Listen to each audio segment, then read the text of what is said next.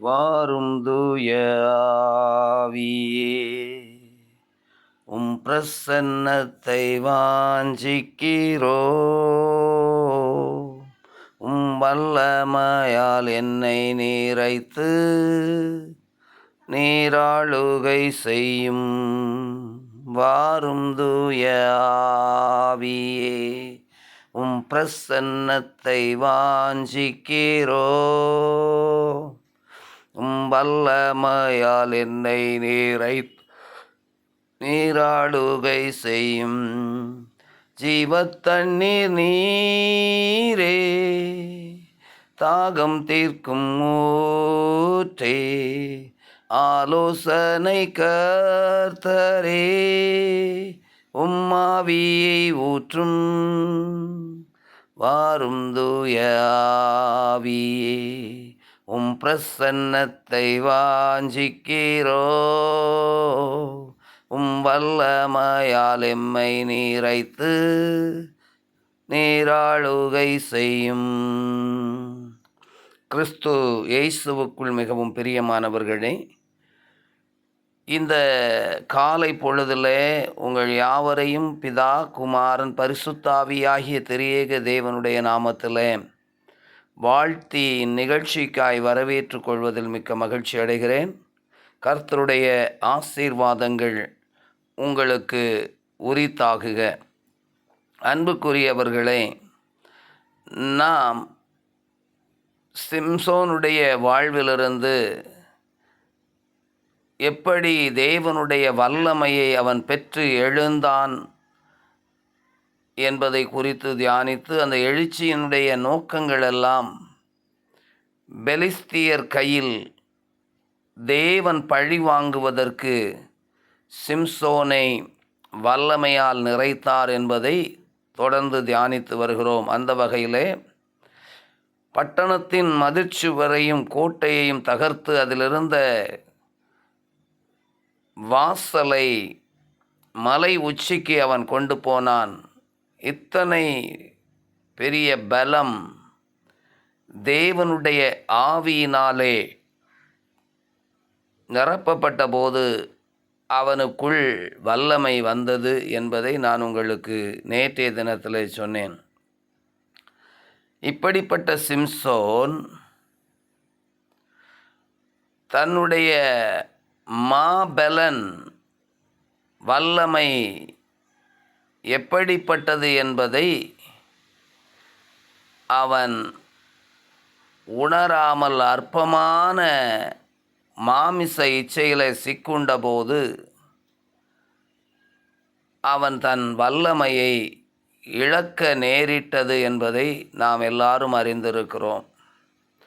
அதனால் அவன் பிடிக்கப்பட்டவனாய், கண்கள் பிடுங்கப்பட்டவனாய், கைகள் விலங்கிடப்பட்டவனாய், சிறைச்சாலையிலே அடைக்கப்பட்டவனாய்,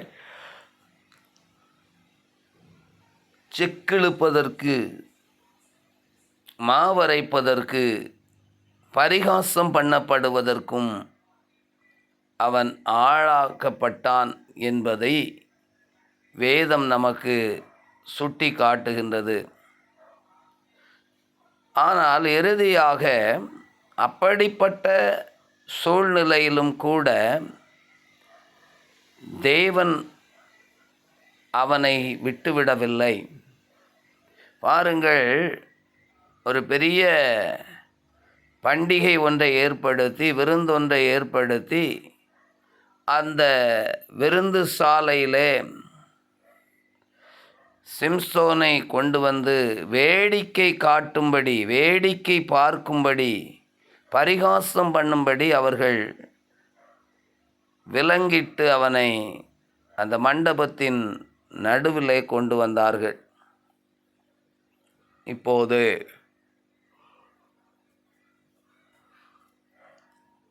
அந்த சூழ்நிலையிலேயும் கூட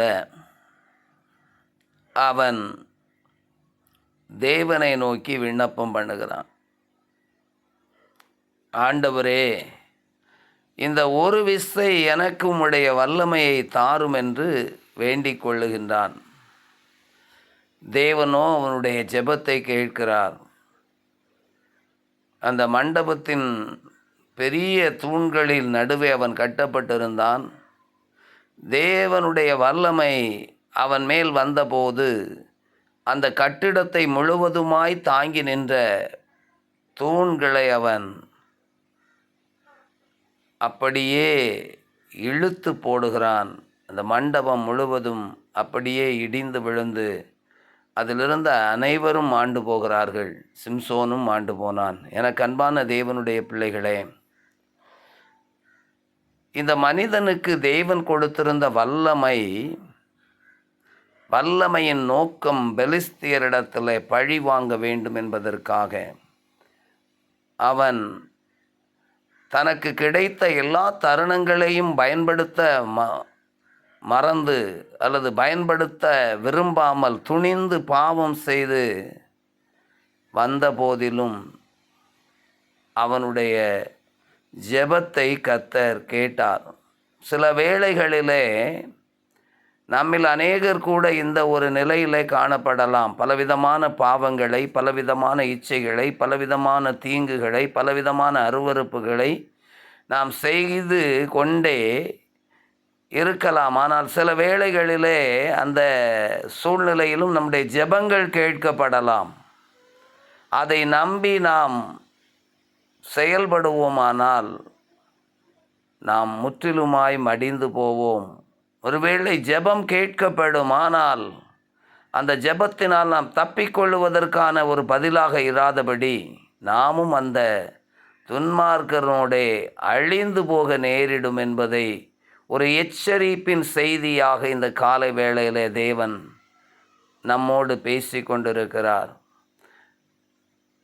வேதம் சொல்லுகிறது, பாவம் செய்கிற ஆத்துமா சாகும் என்று சொல்லி. ஆனால் ஜெபம் கேட்கப்படுகிறது என்பதற்காக துணிந்து நாம் அக்கிரமத்திலே, பாவத்திலே, அநியாயத்திலே, அருவருப்பிலே நடப்போம் என்றால் கர்த்தருடைய ஆவியானவர் சிம்சோன் மேலிருந்து விலகினது போல தேவ வல்லமை சிம்சோனை விட்டு விலகுவதற்கு காரணமாக அவனும் துன்மார்க்கனோட மடிந்து போக செய்து விட்டது. அப்படிப்பட்ட காரியம் நம்முடைய வாழ்வில் உண்டாகாதபடிக்கு நாம் ஆண்டவரை நோக்கி ஜெபிக்க கடனாளிகளாக இருக்கிறோம். பாருங்கள், எவ்வளவு வல்லமையான ஒரு மனிதன். பாவம் அவனை தேவ வல்லமையை இழக்க பண்ணிற்று. பாவம் செய்த போதிலும் ஜெபம் கேட்கப்பட்டதானால் அந்த ஜெபத்தினுடைய விளைவோ அவனும் சேர்ந்து மடிந்து போனான். இந்த நிலை நமக்கு வராதபடிக்கு தேவ பிள்ளைகள் இந்த கால வேளையில் ஒரு எச்சரிப்போடு கூட நாம் தேவ சமூகத்தில் கடந்து வருவோம். கர்த்தர் நம்மை பரிசுத்தப்படுத்தி பலப்படுத்தி பயன்படுத்துவாராக.